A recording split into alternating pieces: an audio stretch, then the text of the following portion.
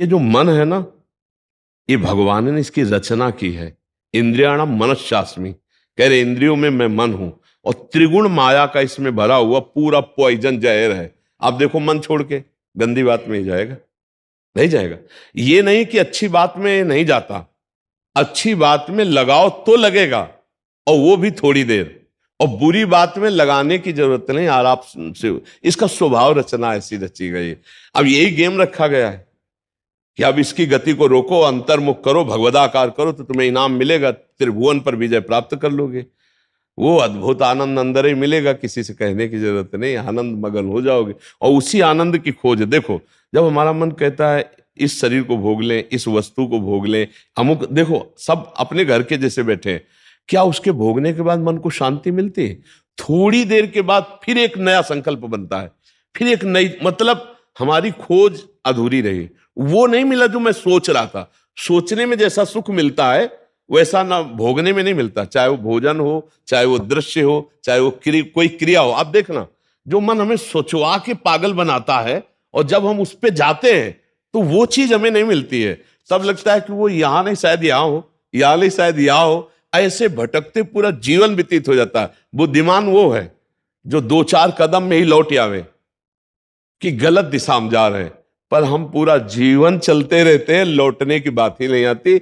और यहां तक कि शरीर वृद्ध हो जाता है, इंद्रियां काम नहीं करती, पर मन वैसे ही सलाह करता रहता है। फिर भी नहीं सोच पाता कि चलो अब हुआ पूरा जीवन की शाम, अब तो राधा राधा जब कर अपना काम बना ले। लेकिन नहीं, बूढ़ा है फिर भी शराब पीता है, बूढ़ा है फिर भी गंदी बातें देखता है, बूढ़ा है फिर भी गंदी चेष्टाएं करता है, बूढ़ा है फिर भी नहीं सोच रहा कि मुझे मरना है और भगवत प्राप्ति का अब की उपाय कर लूं, इतना जीवन रह गया। ये क्या है? ये मन का केवल खेल है। वो अपने मन के गेम में फंस गया, निकल नहीं पा रहा है। अच्छा, इसमें ये हो कि चलो मन सुखी रहेगा, तो भी नहीं। आप जितना गलत करते जाओगे उतना वो नकारात्मक सोचे पैदा करता चला जाएगा, और उसका परिणाम यह आएगा कि आपको डिप्रेशन में पहुंचा देगा। मतलब किसी भी तरह से ये चैन नहीं लेने देगा। तो इसको लाना तो भगवान की शरण में पड़ेगा, तभी शांति मिलेगी, तभी सुख। बहुत गंदा, बहुत गंदा, बहुत नीच है ये, और ये बहुत उत्तम है। ये अगर सही रास्ते को पा जाए तो दूसरे के लिए अपने प्राण दे सकता है, परहित के लिए अपने प्राण दे सकता है, ये भगवान से मिला सकता है, ये सब सुख दे सकता है। बस इसको गलत ढंग से जो प्रयोग होना शुरू हुआ है, इसका ये बंद कर दे, वही बहादुर है। देखो, विरक्त मार्ग एक अलग होता है, लेकिन गृहस्थी में तो एक धर्मपूर्वक विषय सेवन की मर्यादा है ना। तो आप धर्मपूर्वक देख लो। अगर आपको अपनी पत्नी में, अपने पति में सुख नहीं मिला तो विश्व में कहीं सुख नहीं मिलेगा, क्योंकि है नहीं। तो आपको सीमित हो जाना चाहिए ना, लेकिन ऐसा नहीं होता। हम धर्म विरुद्ध बढ़ते चले जाते हैं, जो हमारा पाप बनता जाता है और हम क्लेशित होते जाते हैं। इसलिए हमें लगता है बहुत अच्छे अभी सत्संग के प्रभाव पड़ रहे हैं, तो हम निकल चलें गंदी बातों से, हम निकल चलें इस माया के फंसाव से। नहीं तो धोखा ही धोखा, पूरी जिंदगी व्यतीत हो जाती है। भोगते भोगते हर इंद्रियां सब नष्ट होती जा रही, फिर भी भोग इच्छा, ये है क्या? समझो ना, पूरा जीवन हमको बेवकूफ बनाया जा रहा है। गौर से देखो, पूरा जीवन नहीं बेवकूफ बनाया जा रहा। तो एक बार और देख लेते हैं, इसमें हमारा पूरा जीवन जा रहा है।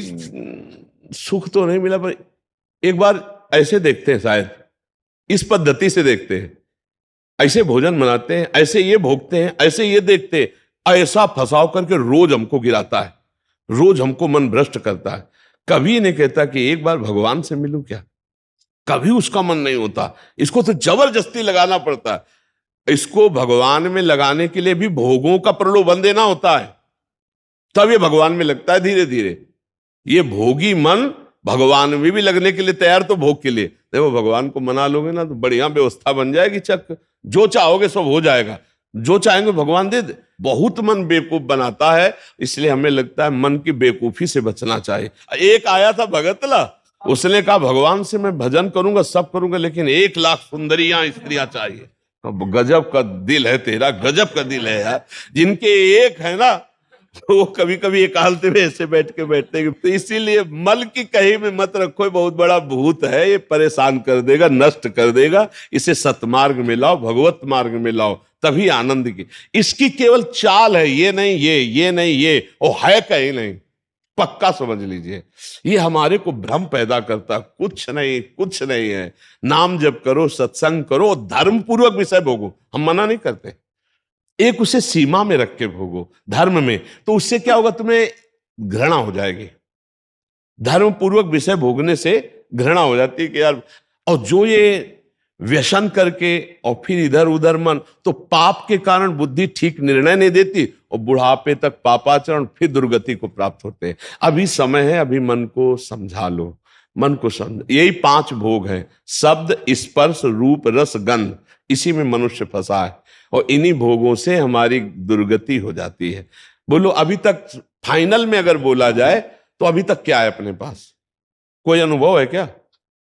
बस एक ही है कि एक बार और चांस मिल जाए, बस किसी भी विषय का, मतलब किसी भी विषय का, मन में हर बार ये रहता कि अब की बार, लेकिन कभी अब की बार पूरी ही नहीं हुआ। तो इसको रोकना जरूरी है कि भजन, साधन, धर्म पूर्वक विषय सेवन और समाज की सेवा। कभी एक बार ऐसा करके देखना, कोई बूढ़ा ऐसा भूखा प्यासा फुटपाथ में पड़ा हो और उसको कभी अपने घर लाना, नहलाना, धुलाना, कपड़े पहनाना और भोजन पवाना, फिर वो जब तुम्हारी तरफ देखेगा तो तुम्हें जो सुख होगा वो जिंदगी में किसी भी भोग में नहीं मिला होगा। आप लिख लेना हमारी बात। कभी कोई बीमारी से तड़प रहा हो, किसी के सेवा का वहां कोई अवसर नहीं है और आप सेवा का अवसर देकर उसे आप स्वस्थ करो, आप अस्पताल ले जाओ, फिर जो आपको सुख मिलेगा हम आपको कैसे बताएं। वो भगवान का आशीर्वाद होता है। जब कोई बूढ़ा, कोई बीमार, कोई असहाय, और जब आप उसकी सहायता करते हो तो उसके हृदय से जो आशीर्वाद, वो सुख जो मिलता है। जैसे हम आपको एक दिन करके देखना, तुम अपना भोजन बढ़िया जो है, कोई ऐसे भूखे को खवा देना जो भूखा बैठा हो, और ऐसे जल्दी जल्दी, और आप देखो उसको पाते हुए, और उस दिन आप वो भोजन ना पाओ, उसे पवा दो, तो आपको जो सुख मिलेगा वो 56 प्रकार के भोग पाने में भी कभी सुख नहीं मिला होगा। वो सुख परहित करने से, दूसरे को सुख पहुंचाने से जो हृदय शीतल होता है वो कभी किसी से नहीं होता। इसलिए मानव जीवन के लिए मन को थोड़ा विरुद्ध जो चलने वाला है उसके विरुद्ध आप बनो, उसे सतमार्ग में लगाओ। अब देखो आजकल ऐसी बुद्धि बिगड़ गई कि अपने पूज्य माता पिता को ही बच्चे दुख दे रहे हैं, डंडा थप्पड़ मारना। क्या यार, आज के जवान अपने माता पिता के साथ ऐसा व्यवहार करते हैं। अगर थोड़ा भी अध्यात्म से जुड़े होते तो मुझे लगता है शायद ऐसा नहीं करते, नहीं ना। धर्म से जुड़े होते, अध्यात्म से जुड़े होते, ऐसे माता पिता तो भगवान होते हैं। उनकी आंखें नहीं, उनको नहलाओ धुलाओ, किसी मंदिर जाने की और जरूरत नहीं, उनको भोग लगाओ, उनको पवाओ, उनका जो आशीर्वाद है लोक परलोक तुम्हारा सब बना देगा। लेकिन जब अध्यात्म से नहीं जुड़े तो लगता है कौन इनको, तो ये क्या है, ये है मन का वो पापी मन। देखो कैसे पाप कराता है, कैसे निगेटिव चलाता है कि अब ऐसे पुत्रों की क्या दुर्गति होगी। तो कभी अगर ऐसा अवसर किसी को मिले कि कोई फुटपाथ में ऐसे तड़प रहा हो, तो आपको जरूर लगेगा कि काहे को बोझा ले, लेकिन आप उसका अगर बोझा ले लिए तो भगवान तुम्हारा बोझा ले लेंगे। जन्म जन्मांतरों के पाप नष्ट हो जाते हैं जब ऐसे दीन दुखी आशीर्वाद देते ना, उसे भगवान का आशीर्वाद समझना। और जब माता पिता अंदर से साफ देते ना कि भोगोगे, तो फिर भगवान भी नहीं टाल पाते, फिर भोगना पड़ता है। इसलिए धर्म से चलो, किसी का अपराध मत करो, गंदी बातों में मन को न जाने दो, खूब नाम जप करो, यही मनुष्य जीवन का लाभ लो। मनुष्य जीवन एक दिव्य जीवन है, इसका एक दिव्यता का लाभ है। यार देखो, अगर हम ना चाहे तो पूरी बाजार से निकल जाए कोई सामान, दुकान की आके हमारी लिपट थोड़ी जाती है। हम जहाँ खड़े होंगे, जहाँ खरीदेंगे, वही जो वस्तु हमें मिलेगी। तो अगर हम निश्चय कर लिया कि मुझे मांस नहीं खाना, मुझे शराब नहीं पीना, मुझे पराई माता बहनों की तरफ गंदी दृष्टि नहीं करनी, तो मुझे कौन गिरा देगा? आप सोचो, हमारे निश्चय में कमजोरी, तभी हम डरते हैं कि कहीं गिर ना जाए। ऐसे कैसे? हाँ, कुछ कमियां ऐसी होती हैं जिससे अहंकार का नाश किया जाता है। जैसे आवाज आता है ना कि हम जितेंद्री, हम ऐसे हम ऐसे, और भगवान को अहंकार पसंद नहीं तो छोड़ देते हैं। देखो जितेंद्रियता करके, तब जब रोता है कि प्रभु मैं तो नीच किसी काबिल नहीं, तब भगवान फिर उठा लेते हैं। नाम जब करो तब मजबूत ब्रेक लग जाएगी। कोई कैसे गिरा सकता है? कैसे गिरा सकता है? नहीं गिरा सकता। बात मान ली, बस हो गया, हो गया। बात मानने से होता है। देखो, हमारी बात ना मानो, कंठी बंधवा लो, तिलक लगा लो, सब कर लो, कल्याण नहीं होगा। हमारी बात मान लो, कल्याण हो जाए। बात मानने का चेला होता है ये कोई सांसारिक थोड़ी कि भैया जैसे सांसारिक संबंध होते हैं ऐसे गुरु